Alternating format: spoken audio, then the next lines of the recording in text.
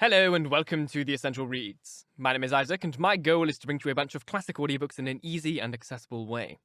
We are continuing with Wuthering Heights by Emily Brontë, and this is Chapter 10. A charming introduction to a hermit's life. 4 weeks is torture, tossing and sickness. Oh, these bleak winds and bitter northern skies and impassable roads and dilatory country surgeons. And oh, this dearth of the human physiognomy. And worse than all, the terrible intimation of Kenneth that I need not expect to be out of doors till spring. Mr. Heathcliff has just honoured me with a call. About 7 days ago, he sent me a brace of grouse, the last of the season. Scoundrel, he's not altogether guiltless in this illness of mine, and that I had a great mind to tell him. But alas, how could I offend a man who was charitable enough to sit at my bedside a good hour and talk some other subject than pills and draughts, blisters and leeches? This is quite an easy interval. I'm too weak to read, yet I feel as if I could enjoy something interesting. Why not have up Mrs. Dean to finish her tale? I can recollect its chief incidents, as far as she had gone. Yes, I remember her hero had run off, and never had been heard of for 3 years, and the heroine was married. I'll ring. She'll be delighted to find me capable of talking cheerfully. Mrs. Dean came. "It wants 20 minutes, sir, to take in the medicine," she commenced. Away with it," I replied. "I desire to have—" "The doctor says you must not drop the powders." "With all my heart, don't interrupt me. Come and take your seat here. Keep your fingers from that bitter phalanx of vials. Draw your knitting out of your pocket. That will do. Now continue the history of Mr. Heathcliff from where you left off to the present day. Did he finish his education on the continent and come back a gentleman? Or did he get a scissors place at college? Or escape to America and earn honours by drawing blood from his foster country? Or make a fortune more promptly on the English highways?" "He may have done a little in all these vocations, Mr. Lockwood, but I couldn't give my word for any. I stated before that I didn't know how he gained his money. Neither am I aware of the means he took to raise his mind from the savage ignorance into which it was sunk. But with your leave, I'll proceed in my own fashion, if you think it will amuse and not weary you. Are you feeling better this morning?" "Much." "That's good news. I got Miss Catherin and myself to Thrushcross Grange, and to my agreeable disappointment, she behaved infinitely better than I dared to expect. She seemed almost over-fond of Mr. Linton, and even to his sister she showed plenty of affection. They were both very attentive to her comfort, certainly. It was not the thorn bending to the honeysuckles, but the honeysuckles embracing the thorn. There were no mutual concessions. One stood erect, and the others yielded.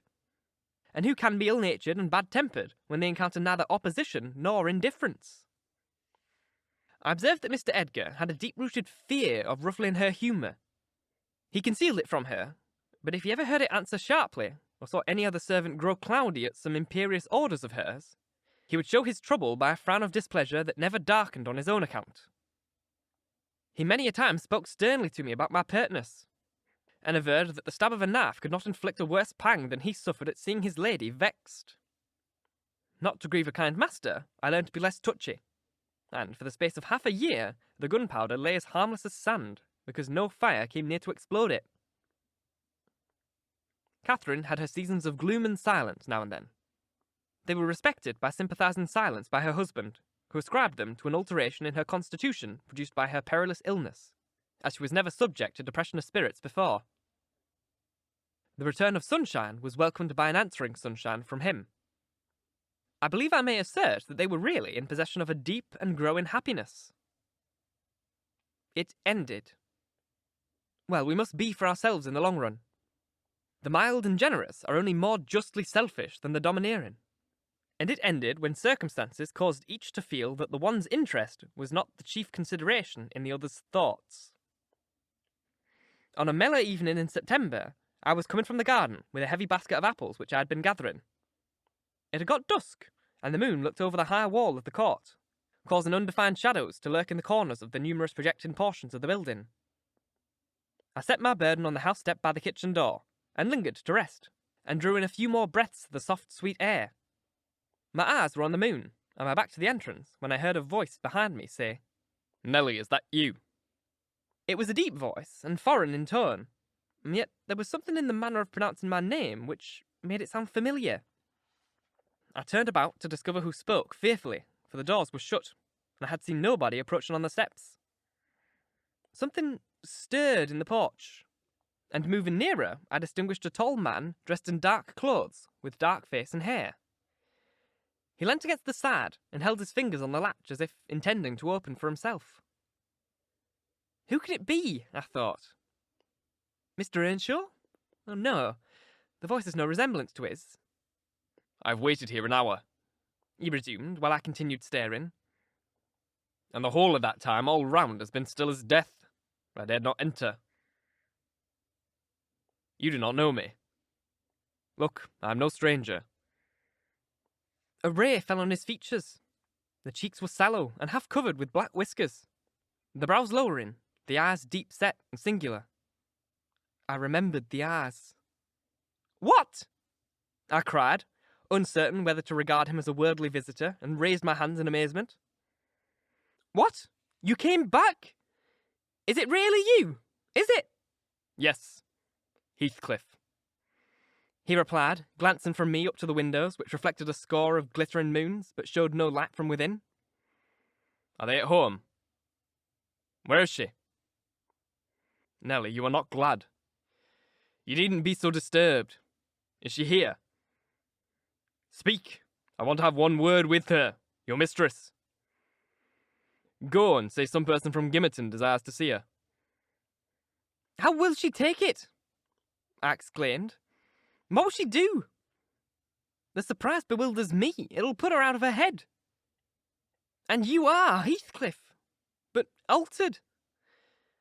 Nay, there's no comprehending it. Have you been for a soldier? Go and carry my message. He interrupted impatiently. I'm in hell till you do. He lifted the latch, and I entered. But when I got to the parlour where Mr. and Mrs. Linton were, I could not persuade myself to proceed. At length, I resolved on making an excuse to ask if they would have the candles lighted, and I opened the door. They sat together in a window whose lattice lay back against the wall, and displayed, beyond the garden trees and the wild green park, the valley of Gimmerton, with a long line of mist winding nearly to its top. For very soon after you pass the chapel, as you may have noticed, the sow that runs from the marshes joins a beck which follows the bend of the glen. Wuthering Heights rose above this silvery vapour, but our house was invisible. It rather dips down on the other side. Both the room and its occupants, and the scene they gazed on, looked wondrously peaceful. I shrank reluctantly from performing my errand, and was actually going away leaving it unsaid after having put my question about the candles, when a sense of my folly compelled me to return and mutter, A person from Gimmerton wishes to see you, ma'am. What does he want? Asked Mrs. Linton. I did not question him, I answered.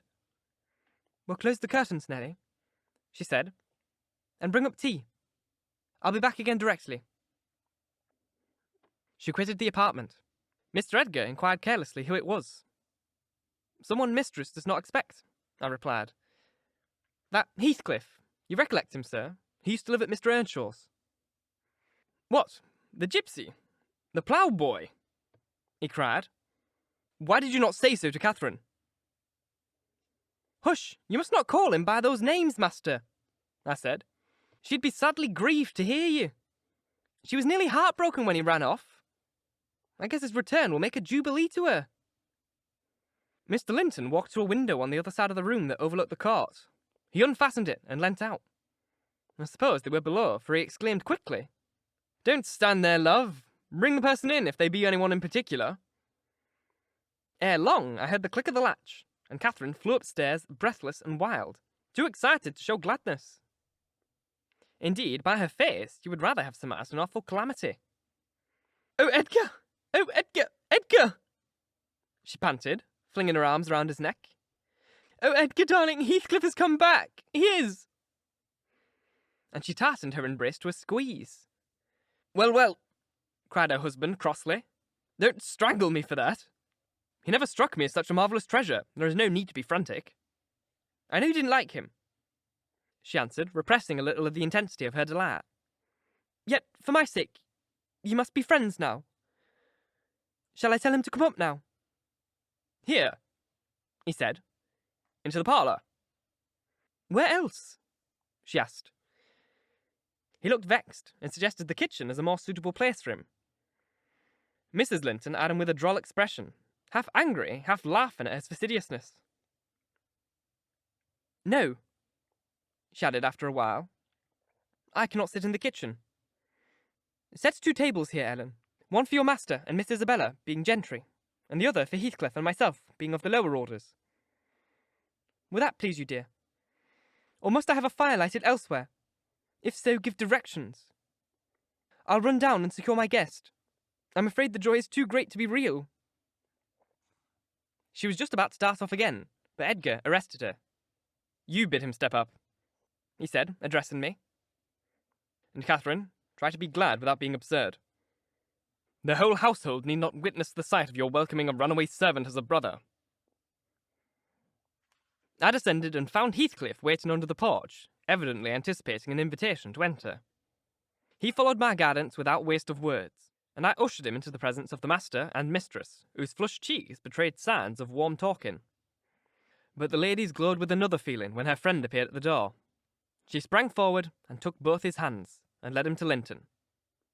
And then she seized Linton's reluctant fingers, and crushed them into his. Now, fully revealed by the fire and candlelight, I was amazed, more than ever, to behold the transformation of Heathcliff.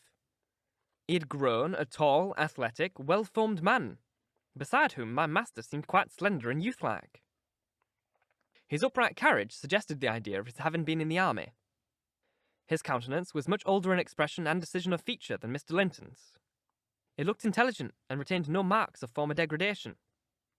A half-civilized ferocity lurked yet in the depressed brows and eyes full of black fire. But it was subdued, and his manner was even dignified, quite divested of roughness, though too stern for grace. My master's surprise equalled or exceeded mine. He remained for a minute at a loss how to address the ploughboy, as he had called him. Heathcliff dropped his slight hand, and stood looking at him coolly until he chose to speak. "Sit down, sir," he said at length. "Mrs. Linton, recalling old times, would have me give you a cordial reception, and, of course, I am gratified when anything occurs to please her." "And I also," answered Heathcliff, "especially if it be anything which I have a part. I shall stay an hour or 2 willingly." He took a seat opposite Catherin, who kept her gaze fixed on him, as if she feared he would vanish were she to remove it. He did not raise his to her often. A quick glance now and then sufficed, but it flashed back each time more confidently the undisguised delight he drank from hers. They were too much absorbed in their mutual joy to suffer embarrassment. Not so Mr. Edgar. He grew pale with pure annoyance, a feeling that reached its climax when his lady rose, and, stepping across the rug, seized Heathcliff's hands again, and laughed like one beside herself. "I shall think it a dream tomorrow," she cried. "I shall not be able to believe that I have seen and touched and spoken to you once more. And yet, cruel Heathcliff, you don't deserve this welcome. To be absent and silent for 3 years and never think of me." "A little more than you have thought of me," he murmured. "I heard of your marriage, Cathy, not long since, and while waiting in the yard below, I meditated this plan, just to have one glimpse of your face. A stare of surprise, perhaps, and pretend pleasure. Afterwards settle my score with Inley, and then prevent the law by doing execution on myself. Your welcome has put these ideas out of my mind, but beware of meeting me with another aspect next time. You'll not drive me off again. You were really sorry for me, were you? Well, there was cause. I've fought through a bitter life since I last heard your voice, and you must forgive me, for I struggled only for you." "Catherin, unless we are to have cold tea, please come to the table," interrupted Linton, striving to preserve his ordinary tone and due measure of politeness. "Mr. Heathcliff will have a long walk wherever he may lodge tonight, and I'm thirsty." She took her post before the urn, and Miss Isabella came, summoned by the bell. Then, having handed their chairs forward, I left the room. The meal hardly endured 10 minutes. Catherine's cup was never filled. She could neither eat nor drink. Edgar had made a slop in his saucer, and scarcely swallowed a mouthful. Their guest did not protract his stay that evening above an hour. I asked, as he departed, if he went to Gimmerton. No, to Wuthering Heights, he answered. Mr. Earnshaw invited me when I called this morning. Mr. Earnshaw invited him, and he called on Mr. Earnshaw. I pondered this sentence painfully after he was gone. Is he turning out a bit of a hypocrite, and coming into the country to work mischief under a cloak, I mused. I had a presentiment in the bottom of my heart that he had better have remained away. About the middle of the night, I was wakened from my first nap by Mrs. Linton gliding into my chamber, taking a seat on my bedside, and pulling me by the hair to rouse me. I cannot rest, Ellen, she said by way of apology. Edgar is sulky because I'm glad of a thing that does not interest him. He refuses to open his mouth except to utter pettish, silly speeches. And he affirmed I was cruel and selfish for wishing to talk when he was so sick and sleepy. He always contrives to be sick at the least cross. I gave a few sentences of commendation to Heathcliff, and he, either for headache or pang of envy, began to cry, so I got up and left him. What use is it praising Heathcliff to him? I answered. As lads, they had an aversion to each other, and Heathcliff would hate just as much to hear him praised. It's human nature. Let Mr. Linton alone about him, unless you would like an open quarrel between them. But does it not show great weakness? Pursued she. I'm not envious. I never feel hurt at the brightness of Isabella's yellow hair, and the whiteness of her skin, at the dainty elegance and the fondness all of the family exhibit for her. Even you, Nelly, if we have a dispute sometimes, you back Isabella at once, and I yield like a foolish mother.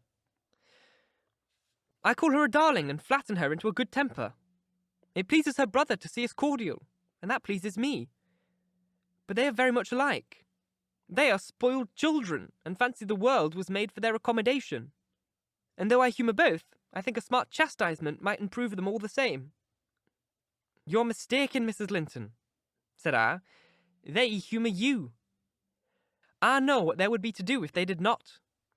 You can well afford to indulge their passing whims, as long as their business is to anticipate all your desires. You may, however, fall out at last over something of equal consequence to both sides, and then those you term weak are very capable of being as obstinate as you. And then we shall fight to the death, shan't we, Nelly? She returned, laughing. No, I tell you, I have such faith in Linton's love that I believe I might kill him and he wouldn't wish to retaliate. I advised her to value him the more for his affection. I do, she answered. But he needn't resort to whining for trifles. It is childish. And instead of melting into tears because I said that Heathcliff was now worthy of one's regard, and it would honour the first gentleman in the country to be his friend, he ought to have said it for me, and been delighted from sympathy. He must get accustomed to him. And he may as well like him, considering how Heathcliff has reason to object him. I'm sure he behaved excellently. What do you think of his going to Wuthering Heights? I inquired. He is reformed in every respect, apparently. Quite a Christian, offering the right hand of fellowship to his enemies all round. He explained it, she replied. I wondered as much as you. He said he called to gather information concerning me from you, supposing you resided still there, and Joseph told Hindley, who came out and fell to questioning him of what he had been doing, and how he had been living, and finally desired him to walk in. There were some persons sitting at cards. Heathcliff joined them. My brother lost some money to him, and finding him plentifully supplied, he requested that he would come again in the evening, to which he consented. Hindley is too reckless to select his acquaintance prudently. He doesn't trouble himself to reflect on the causes he might have for mistrusting one whom he has basely injured. But Heathcliff affirms his principal reason for resuming a connection with his ancient persecutor is a wish to install himself in quarters at walking distance from the Grange, and an attachment to the house where we live together, and likewise a hope that I shall have more opportunities of seeing him there than I could have if he settled at Gimmerton. He means to offer liberal payment for permission to live at the Heights, and doubtless my brother's covetousness will prompt him to accept the terms. He was always greedy, though what he grasps with one hand he flings away with the other. It's a nice place for a young man to fix his dwellings in, said I. Have you no fear of the consequences, Mrs. Linton? None for my friend, she replied. His strong head will keep him from danger. A little for Hindley, but he can't be made morally worse than he is, and I stand between him and bodily harm. The event of this evening has reconciled me to God and humanity. I had risen in angry rebellion against Providence. Oh, I've endured very, very bitter misery, Nelly. If that creature knew how bitter, he'd be ashamed to cloud its removal with idle petulance. It was kindness for him which induced me to bear it alone. Had I expressed the agony I frequently felt, he would have been taught to long for its aviation as ardently as I. However, it's over, and I take no revenge on his folly. I can afford to suffer anything hereafter. Should the meanest thing alive slap me on the cheek, I'd not only turn the other, but I'd ask pardon for provoking it. And as proof, I'll go make my peace with Edgar instantly. Good night. I'm an angel. In this self-complacent conviction, she departed, and the success of her fulfilled resolution was obvious on the morrow. Mr. Linton had not only abjured his peevishness, though his spirits seemed still subdued by Catherine's exuberance of vivacity, but he ventured no objection to her taking Isabella with her to Wuthering Heights in the afternoon, and she rewarded him with such a summer of sweetness and affection in return as made the house a paradise for several days, both master and servants profiting from the perpetual sunshine. Heathcliff, Mr. Heathcliff, I should say in future, used the liberty of visiting at Thrushcross Grange cautiously at first. He seemed estimating how far its owner would bear his intrusion. Catherin also deemed it judicious to moderate her expression of pleasure in receiving him, and he gradually established his right to be expected. He retained a great deal of the reserve for which his boyhood was remarkable, and that served to repress all startling demonstration of feeling. My master's uneasiness experienced a lull, and further circumstances diverted it into another channel for a space. His new source of trouble sprang from the not anticipated misfortune of Isabella Linton evincing a sudden and irresistible attraction towards the tolerated guest. She was at that time a charming young lady of 18, infantile in manners, though possessed of keen wit, keen feelings, and a keen temper, too, if irritated. Her brother, who loved her tenderly, was appalled at this fantastic preference. Leaving aside the degradation of an alliance with a nameless man and the possible fact that his property, in default of heirs male, might pass into such a one's power, he had sense to comprehend Heathcliff's disposition, to know that, though his exterior altered, his mind was unchangeable and unchanged. And he dreaded that mind. It revolted him. He shrank forebodingly from the idea of committing Isabella to its keeping. He would have reconciled still more had he been aware that her attachment rose unsolicited, and was bestowed where it awakened no reciprocation of sentiment. For the moment he discovered its existence, he laid the blame on Heathcliff's deliberating designing.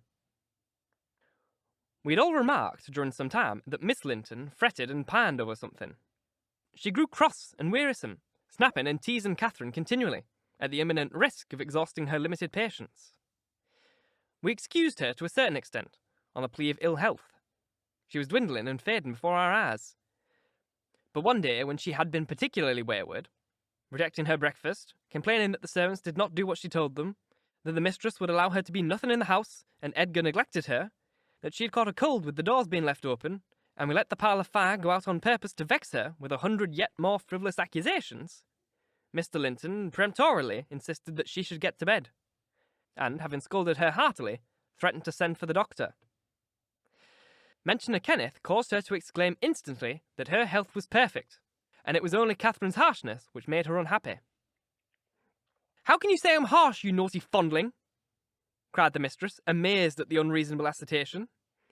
"You are surely losing your reason. When have I been harsh? Tell me." "Yesterday," sobbed Isabella, "and now." "Yesterday," said her sister-in-law. "On what occasion?" "In our walk along the moor. You told me to ramble where I pleased while you sauntered on with Mr. Heathcliff." "And that is your notion of harshness?" said Catherin, laughing. "It was no hint that your company was superfluous. We didn't care whether you kept with us or not. I merely thought Heathcliff's talk would have nothing entertaining for your ears." "Oh, no," wept the young lady. "You wished me away because you know I like to be there." "Is she sane? I'll repeat our conversation word for word, Isabella, and you point out any charm it could have had for you." "I don't mind the conversation," she answered. I wanted to be with..." "Well," said Catherin, perceiving her hesitate to complete the sentence. With him, and I won't be always sent off. She continued, kindling up. You are a dog in the manger, Cathy, and you desire no one to be loved but yourself. You are an impertinent little monkey, exclaimed Mrs. Linton in surprise. But I'll not believe this idiocy. It is impossible that you can covet the admiration of Heathcliff, that you can consider him an agreeable person. I hope I have misunderstood you, Isabella. No, you have not, said the infatuated girl. I love him more than you ever loved Edgar, and he might love me if you would let him. I wouldn't be you for a kingdom, then, Catherin declared emphatically, and she seemed to speak sincerely. Nelly, help me convince her of her madness. Tell her what Heathcliff is, an unreclaimed creature without refinement, without cultivation, an arid wilderness of furze and whinstone. I'd sooner put that little canary into the park on a winter's day, as recommend you to bestow your heart on him. It is deplorable ignorance of his character, child, and nothing else, which makes that dream enter your head. Pray, don't imagine that he conceals depths of benevolence and affection beneath a stern exterior. He's not a rough diamond, a pearl-containing oyster of rustic. He's a fierce, pitiless, wolfish man. I never say to him, let this or that enemy alone because it would be ungenerous or cruel to harm them. I say, let them alone because I should hate to be wronged. And he'd crush you like a sparrow's egg, Isabella, if he found you a troublesome charge. I know he couldn't love a Linton, yet he'd be quite capable of marrying your fortune and expectations. Avarice is growing with him a besetting sin. There is my picture, and I am his friend. So much so that he had thought seriously to catch you, should I perhaps have held my tongue and let you fall into his trap. Mrs. Linton regarded her sister-in-law with indignation. For shame! For shame! She repeated angrily. You are worse than 20 foes, you poisonous friend. Ah, you won't believe me then, said Catherin. You think I speak from wicked selfishness? I'm certain you do, retorted Isabella. And I shudder at you. Good, cried the other. Try for yourself if that be your spirit I have done, and yield the arguments to your saucy insolence. And I must suffer for her egotism, she sobbed as Mrs. Linton left the room. All is against me, and she has blighted my single consolation. But she utters falsehoods, doesn't she? Mr. Heathcliff is not a fiend. He is an honourable soul, and a true one. Or how could he remember her? Banish him from your thoughts, miss, I said. He is a bird of bad omen, no mate for you. Mrs. Linton spoke strongly, and yet I can't contradict her. She is better acquainted with his heart than I, or anyone besides, and she would never represent him as worse than he is.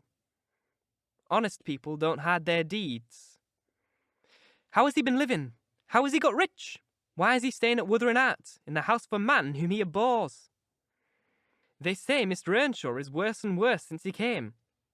And they sit up all night together continually, and Hindley has been borrowing money on his land, and does nothing but play and drink. I heard only a week ago, it was Joseph who told me. I met him at Gimmerton. Nelly, he says, we shall have a coroner's inquest soon at our place. One of them almost got his finger cut off, stopping the other sticking himself like a calf.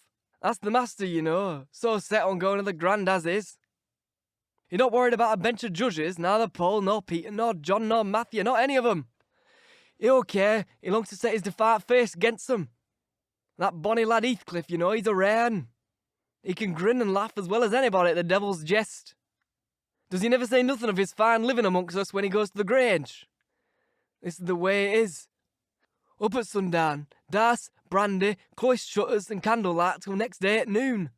Then the fool goes ranging a babe into his chamber, making decent folks did through fingers through their lugs for very shame. And the knave, he can cant his brass and ate and sleep off to the neighbours to gossip with a wife. Of course, he tells damn Catherin how her father's gold runs into his pockets, and her father's son gallops down to Broad Road while he flees afore to open the parks. Now, Miss Linton, Joseph is an old rascal, but no liar. And if his account of Heathcliff's conduct be true, you would never think of desiring such an husband, would you? You are leagued with the rest, Ellen, she replied. I'll not listen to your slanders.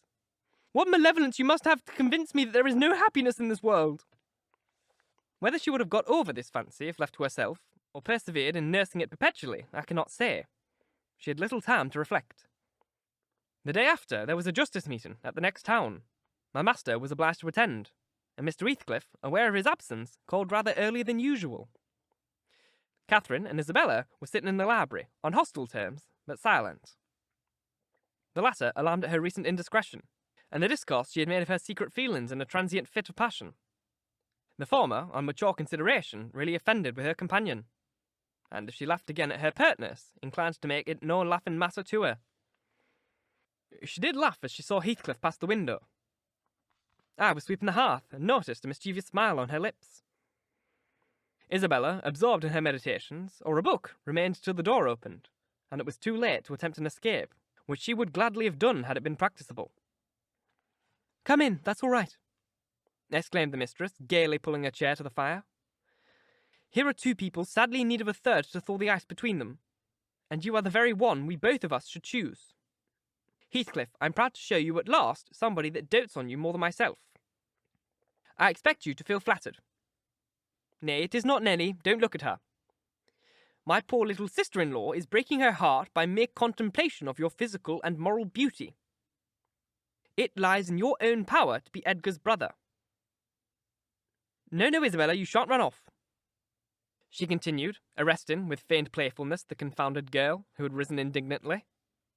"We were quarrelling like cats about you, Heathcliff, and I was fairly beaten in protestations of devotion and admiration, and moreover I was informed that if I would but have the manners to stand aside, my rival, she will have herself to be, would shoot a staff into your soul that would fix you for ever, and send my image into eternal oblivion.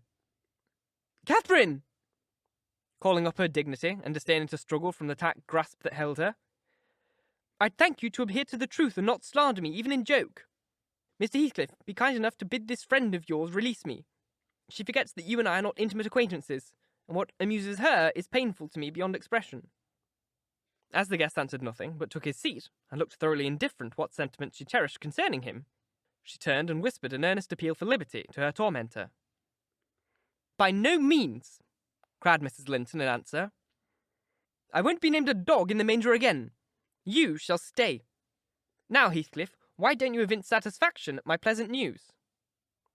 Isabella swears that the love Edgar has for me is nothing that she entertains for you. I'm sure she made some speech of the kind, did she not, Ellen? And she has fasted ever since the day before yesterday's walk from sorrow and rage that I dispatched her out of your society under the idea of it being unacceptable." "I think you belie her," said Heathcliff, twisting his chair to face them. "She wishes to be out of my society now, at any rate." And he stared at the object of discourse as one might do a strange repulsive animal, a centipede from the Indies, for instance, which curiosity leads one to examine in spite of the aversion it raises. The poor thing couldn't bear that. She grew white and red in rapid succession, and while tears bedded her lashes, bent the strength of her small fingers to loosen the firm clutch of Catherin, and perceiving that as fast as she raised one finger off her arm, another closed down, and she could not remove the whole together, she began to make use of her nails, and their sharpness presently ornamented the detainers with crescents of red. "There's a tigress!" exclaimed Mrs. Linton, setting her free and shaking her hand with pain. "Begone, for God's sake, and hide your vixen face! How foolish to reveal those talons to him! Can't you fancy the conclusions he'll draw? Look, Heathcliff, they're instruments that will do execution. You must be aware of your eyes." "I'd wrench them off her fingers if they ever menaced me," he answered brutally when the door had closed after her. "But what did you mean by teasing the creature in that manner, Cathy? You were not speaking the truth, were you?" "I assure you I was," she returned. "She has been pining for your sake several weeks, and raving about you this morning, and pouring forth a deluge of abuse because I represented your failings in plain light for the purpose of mitigating her adoration. But don't notice it further. I wish to punish her sauciness, that's all. I like her too well, my dear Heathcliff, to let you absolutely seize and devour her up." "And I like her too ill to attempt it," said he, "except in a very ghoulish fashion. You'd hear of odd things if I lived alone with that mawkish waxen face. The most ordinary would be painting on its white face the colours of the rainbow, and turning the blue eyes black every day or two. They detestably resemble Linton's. Delectably, observed Catherin. They are dove's eyes. Angels. She's her brother's heir, is she not? He asked after a brief silence. I should be sorry to think so, returned his companion. Half a dozen nephews shall erase her title, please heaven. Abstract your mind from the subject at present. You're too prone to covet your neighbour's goods. Remember, this neighbour's goods are mine. If they were mine, they would be none the less that, said Heathcliff. But though Isabella Linton may be silly, she's scarcely mad. And in short, we'll dismiss the matter, as you advise. From their tongues they did dismiss it, and Catherin, probably, from her thoughts. The other, I felt certain, recalled it often in the course of the evening. I saw him smile to himself, grin rather, and lapse into an ominous musing whenever Mrs. Linton had occasion to be absent from the apartment. I determined to watch his movements. My heart invariably cleaved to the master's, in preference to Catherine's side. With reason, I imagined, for he was kind and trustful and honourable. And yet she could not be called the opposite. Yet she seemed to allow herself such a wide latitude that I had little faith in her principles, and still less sympathy for her feelings. I wanted something to happen which might have the effect of freeing both Wuthering Heights and the Grange of Mr. Heathcliff quietly, leaving us as we had been prior to his advent.